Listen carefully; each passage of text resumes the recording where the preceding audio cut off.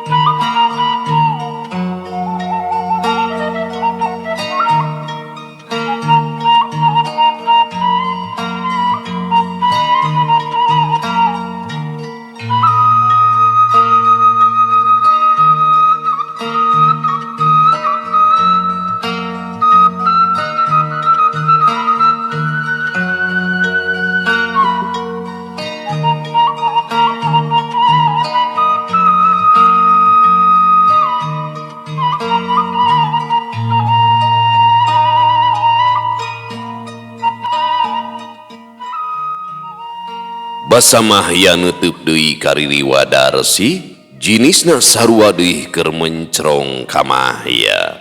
Sajongjonan mah duanana ukur silih teuteub bangun anu keur silih pentangkeun pangabaran rasa. Eta kopina dileueut Kang, bilih kabujeng ku beurit ke. Memaksa teh bilih kabujeng pahit. Aduh, alayeun, najanten balelol kieu nya. Bilih kabujeng tiis maksad teh. Ceuk Riri Wadarsi bari nyikikik seuri atra beungeutna bareubeu. Sing horeng jurig oge aya geeran. Ai boga rasa bogoh mah.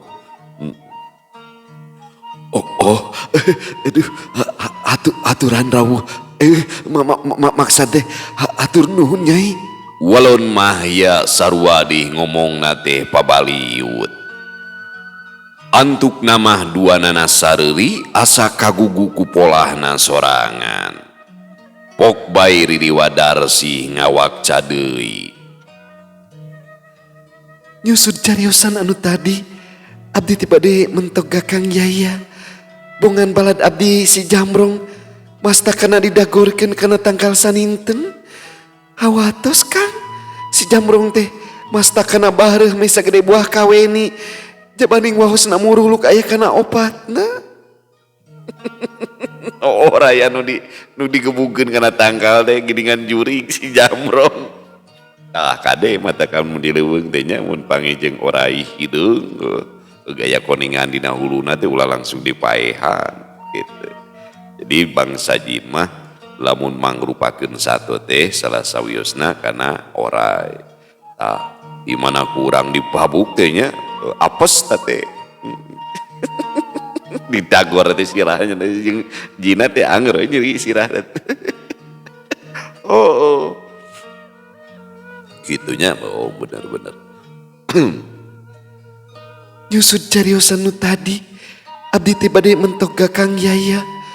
Bongan balad abdi si Jamrong, mastakana didagorkeun kana tangkal saninten. Hawatos Kang, si Jamrong teh mastakana meuni bareuh. Meuni sagede buah kaweni, jabaning waosna muruluk aya kana opatna. Ngadenge caritaan Riri Wadarsi, sajongjonan Mahya teh ukur ngahuleng. Mahya teu rumasaeun kungsi ngadagorkeun baladna Riri Wadarsi, panggih ge pancan kungsi.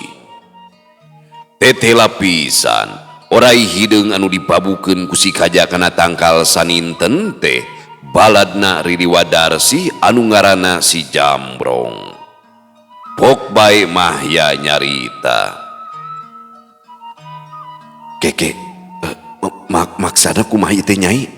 Akang mah asa poekeun ieu teh manawi bujeng hingga tiasa ngadagorkeun lawung ge teu acan kantos. Mugia bae salira Nyai kersa ngajentrekeun kapun engkang. Muhun barina geda sanes Kang Yaya anu gaduh pola nama rerencangan Kang Yaya anu wastana eta tah si Kojot. Upami sanes rerencangan Kang Yaya saur si Jamrong teh si Kojot bade ditalian dina luhur kai salami saminggon. Hawatos Kang, mastaka si Jamrong buncunur sagede enok jaba wahosna janten aya janelaan. Walon Riri Wadarsi ngajentrekeun ka Mahya. Si Kojot maksudnya teh Kang Kajak itu. Panon Mahya mencerong ka Riri Wadarsi. Muhun rupina mah Kang Kajak panginten, saur si Jamrong mah namina teh si Kojot. Walon Riri Wadarsi netelakeun. Lain suarana teh asa centil jurig teh nya. Mahya ngahulang deui, inyana kacida bingungna ngadenge caritaan Riri Wadarsi teh. Rarasaan mah si kaja salawasna babarengan jeung dirina. Duh, pun Kang teh kadon mungkin baluweung ieu teh. Raraosan mah Kang Kajak salawasna sasarengan sareng pun engkang. Upami ngudag ku sareat mah pamuhalan teuing Kang Kajak tiasa ngadagorkeun ririwah. Saumpamina kawenehan penak oge anjeunna mah bakal teu eling manten apanan. Pokna Mahya nepikeun kabingungna. Abdi ge kirang uninga Kang. Saur si Jamrong inyana penak sareng Kang Kaja teh di lengkop pelebah tangkal saninten. Si Jamrong mah resepisan kena buah saninten teh. Tah anu balatak maruragan dihanap teh. Sadaya nage tilas ngegelan si Jamrong. Eta Kang Yaya kantos mulungan saninten teh. Maksud teh sesarengan sareng Kang Kaja mulunganana. Pokna Riri Wadarsi ngajentrekeun deui ka Mahya. Ngareungeut caritaan Riri Wadarsi angeun Mahya jug musial sebel tete lapisan saninten anu dipulungan ku manehna teh jeung si Kaja urut ngegelan Ririwa urut ngegelan jurig Jamrong teh ya. Muhun pun Kang teh nuju mapayan jalan norobos teu kahaja mendakan tanggal saninten Kang duaan teh teras bae mulungan namung dasar nuju suwe pun Kang mah tiga burus kana lombang pitapak mencek salirang Kang teh tangka barared katinggangan ku buah saninten manawi. Walon Mahya bari nyekelan angna anu kukusialan. Aduh lombang sakitu ageng tangka teka tawis teu neuleu nya. Meni teu gaduh kekenyos ari akang. Riri Wadarsih ngagigik bangun suka nakeranan. Pun Kang teu hafal upami didinya teh aya pitapak mencek. Ke dupi si Jamrong upami siang wujudna mangrupikeun naonnya dugikeun katiasa didagorkeun ku Kang Kaja. Ceuk Mahya panasaran. Si Jamrong mah sok ngewujud orai hideung melesareng kalintang panjangna. Unggal dinten oge sok ngahajak ngalantuk kana tangkal saninten. Margi si Jamrong mah kalintang dodolona kana saninten teh Kang.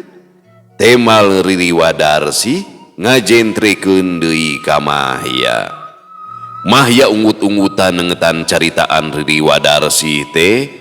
Mahya geus bisa ngalelebah kana kajadian anu tumiba ka si Jamrong.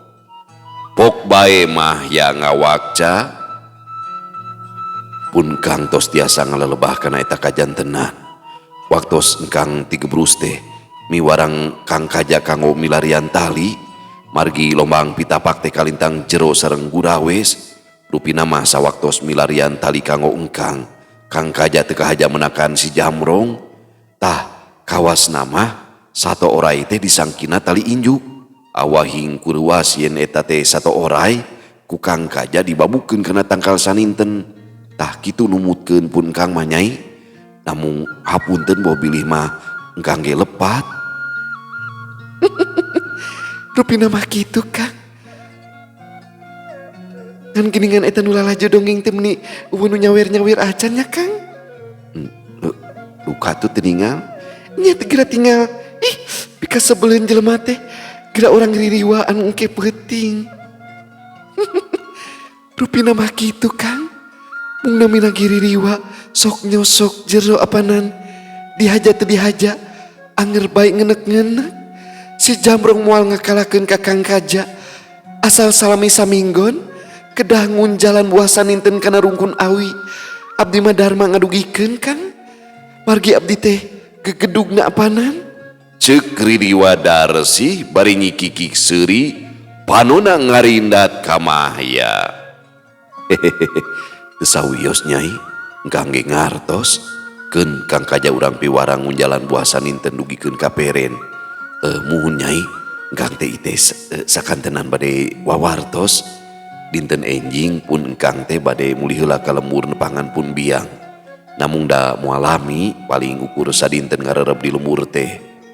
Ceuk Mahya inyana bebeja ka Riri Wadarsih rek balik heula ka lemburna. Meni duduk dadaknya naon atuh canakeun kanggo emak di lembur kan. Moal hade nyanak buah saninten sewa ririwa mah. Pokna Riri Wadarsih ngagigik deui ka cida ocesna. Paku ari tos Spanyol teh nya. Kaleresan pun kangge bade sakantenan masihan artos ka pun biang. Berkah Rumah kengengnya caranti kawilang lega, yang tentos dibayar ku tua kampung. Hatur nuhun pisan nyainya, tos ngabantosan kana pada melan pun engkang. Pok nama ya, panuna neuteup kariri Wadarsi. Tegedah nyarios gitu Kang. Margitos janten kewajiban abdi anu bade babakti salami 2 tahun. Disaung aya beas 2 karung, anu sakarung mau teu kene. Wayahna canda kalembur kanggo emah. Kanggo engkang mah di dieu kumaha abdi baenya. Walon Riri Wadarsi boga rasa kanyaah ka indung Mahya. Asa kami toha meureunannya. Hate Mahya kagagas ngadengi kekecapan Riri Wadarsi teh. Panon Mahya cari mas basan banget ku tumarimana kana kahadean Riri Wadarsi. Hatur nuhun Nyai, engkang tumampi kana kanyaah salira. Moal dilalawurakeun estuning disimpen dina gali anu uning suci. Ceuk Mahya atra sorana ngagleter perbawa hate anu samarasa. Riri Wadarsi teu nembalan, panona antep neuteup ka Mahya. Kang, Pokna Riri Wadarsi bari inyana ngarangkul ka Mahya. Sirah Riri Wadarsi nyulusu kana dada Mahya bari nginghak ceurik.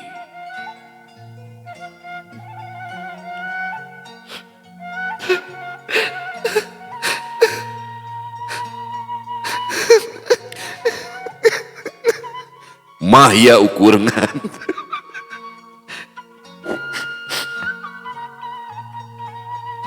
Mahya ukur ngantep karepna Riri Wadarsi bari ngusapan buukna anu ngarumbai panjang.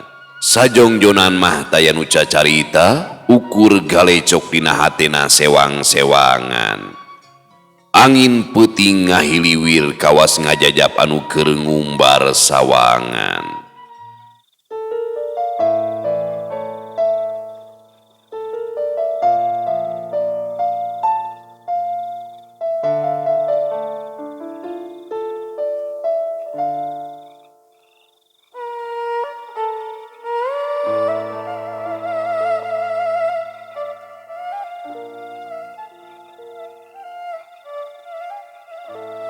Satu tas leler pok bae Riri Wadarsi teh nyarita. nalika jumeneng kene, diri abdi tacan kantos ngarasakeun endahna rasa katresna Kang. Teu kantos ngalaman ahengna kadedeh ti pameget. Namun ku jembarna kakawasaan pangeran. Sok sanos abdi tos janten ririwa. Tiasa kene nyungsi luhungna rasa kahiman. Tekedah wakca balaka. Engkang kitangtus ngartos kena cariusan abdi. Suksanaos urang moal tiasa ngehiji ngalaki rapi. Santena diri abdi moal teu ngaraos panasaran. Hapunten nya Kang. Hapunten bilih abdi tos kumawantun.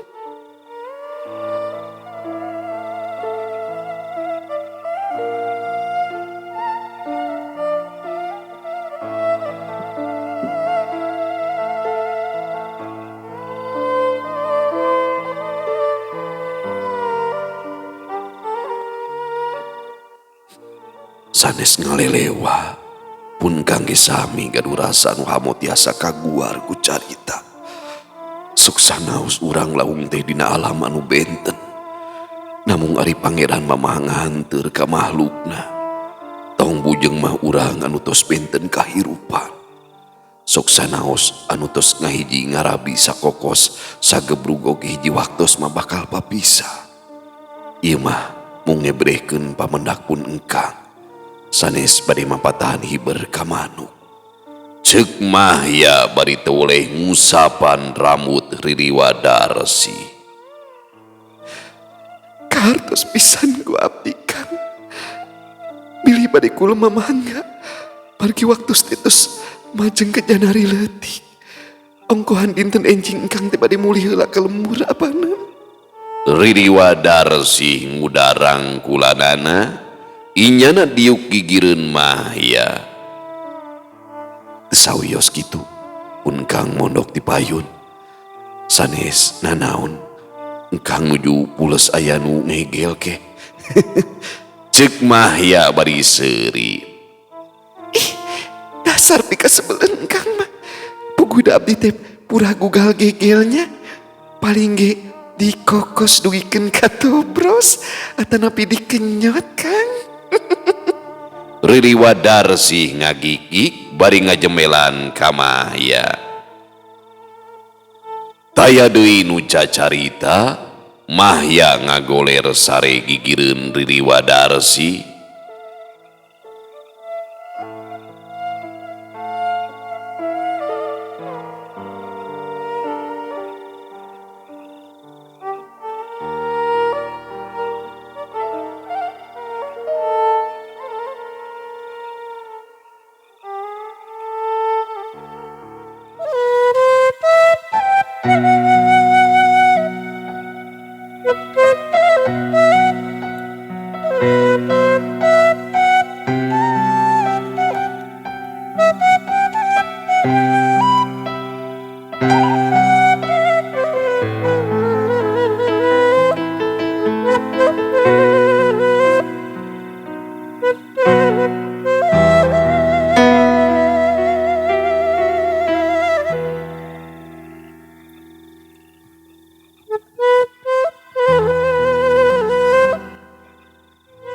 Ngong kadenge Riri Wadarsih ngagalindeng ngawi.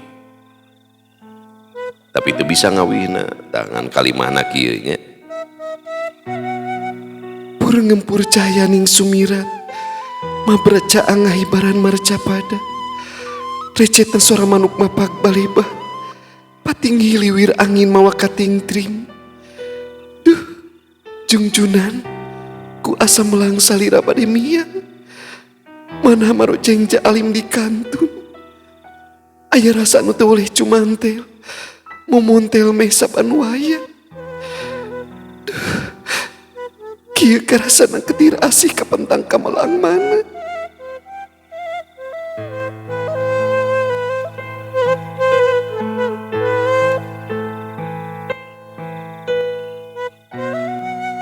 Mahya geus ngagebra sare asa dipepende ku kawihna Riri Wadarsih. Soca anu geulis teu ingkah neuteub ka Mahya kawas hayang nyidikeun.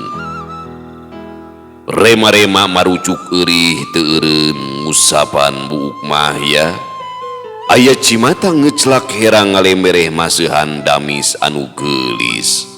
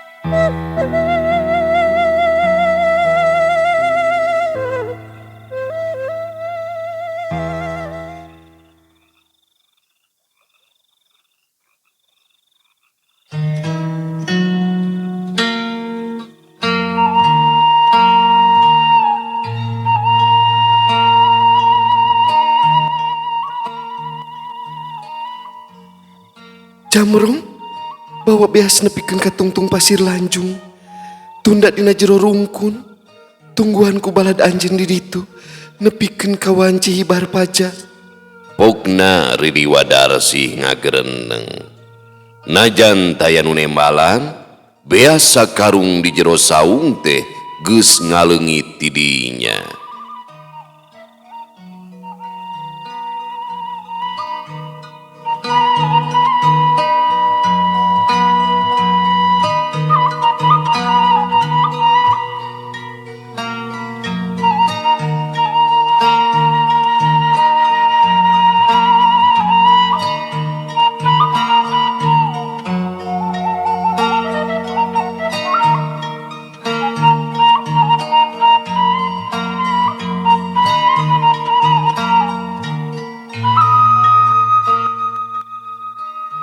Leuweung puncak kasaput keneh ku pepedut, kawas ngungkung leuweung puncak anu heubeul isu.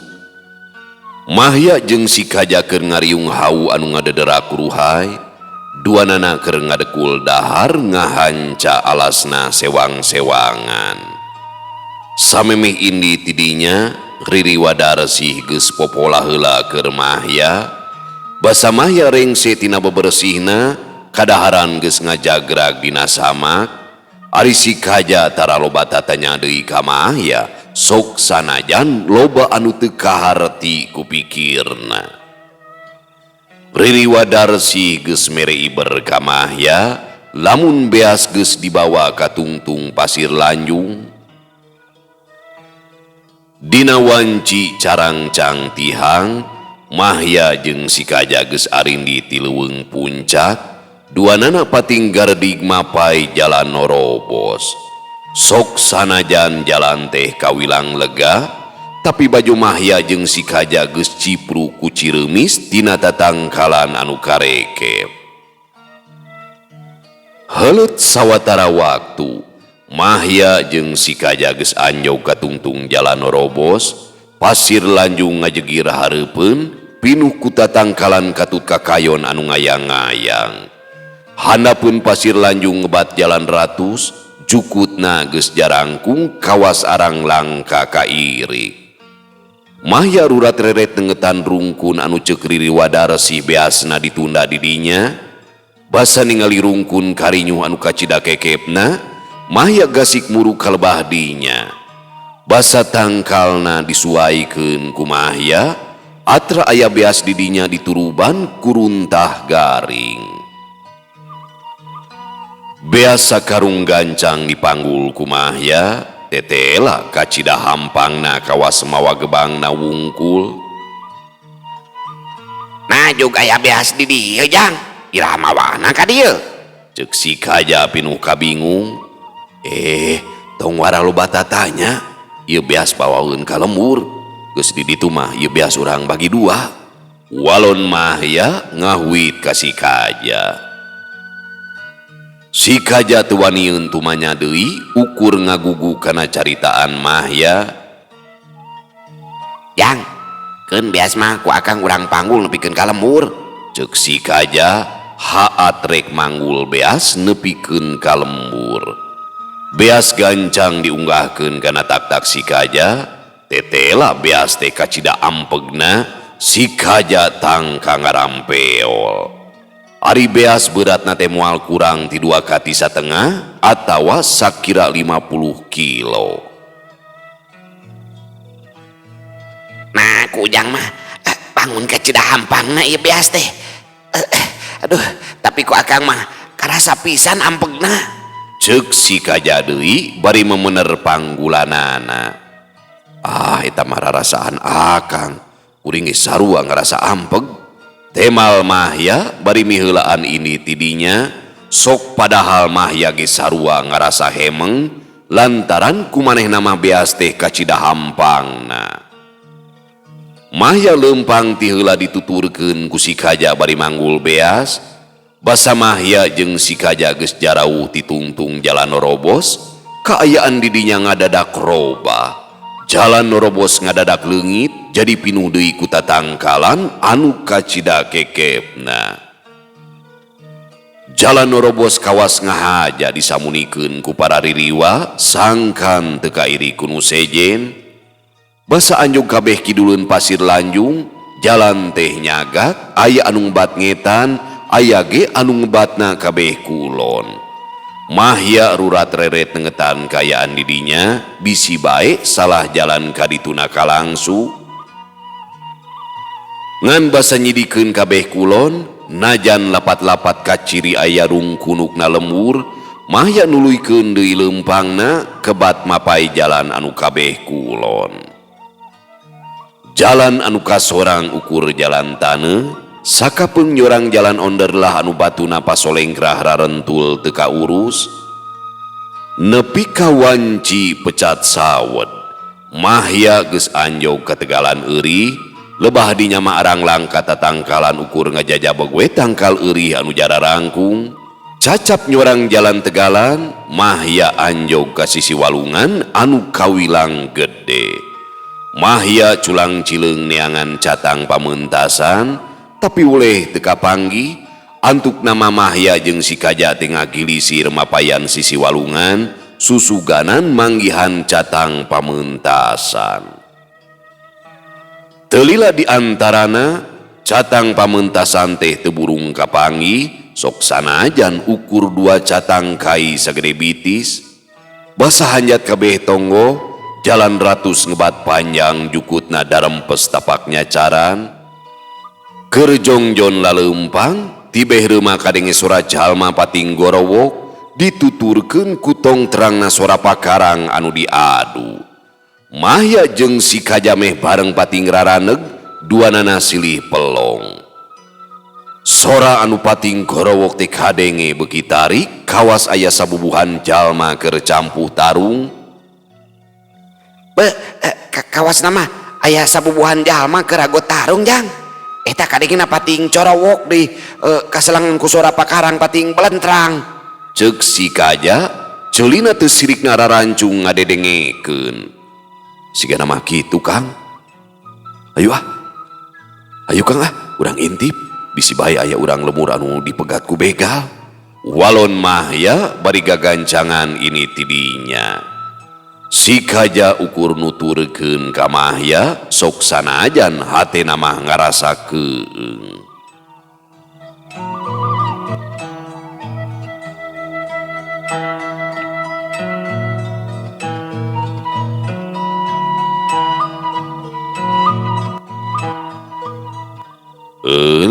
Pamiarsa sadayana waosna parantos teu nyekapan deui geuningannya. Asa beuki rame ieu nya carita saninten Mas teh. Yo lalakon hirup zaman baheula di filmuran nya.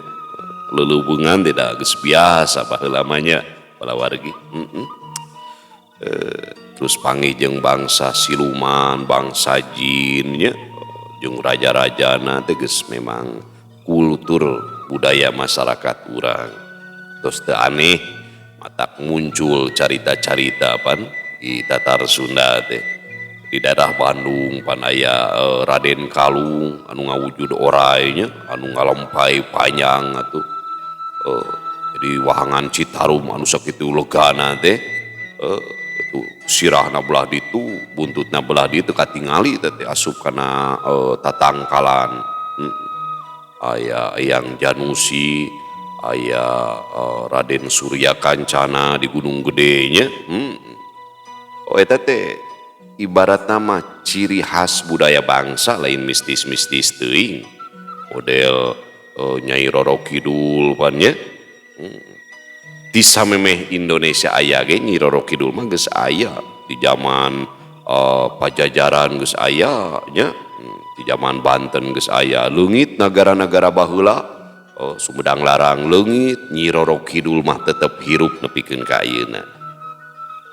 Sanajan hiji saat Indonesia leungit ge nya Nyi Roro Kidul mah tetep aya. Jadi ciri khas bangsa urang teh Nyi Roro Kidul dan negara mah datang jeung leungitnya lahir jeung leungit gitu. Nyi Roro Kidul tetap ada itu sebagai ciri khas budaya urang.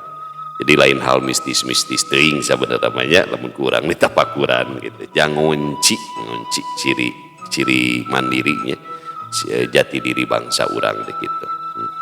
Dengarana ge carita pan urang. Cag urang tunda di Hanjuang siang, urang teuneun di Haneuleuum sieum paranti nyokot ninggalkeun mangsa datang kasampeur deui. Wallahu muwaffiq ila aqwamit thoriq. Wassalamualaikum warahmatullahi wabarakatuh.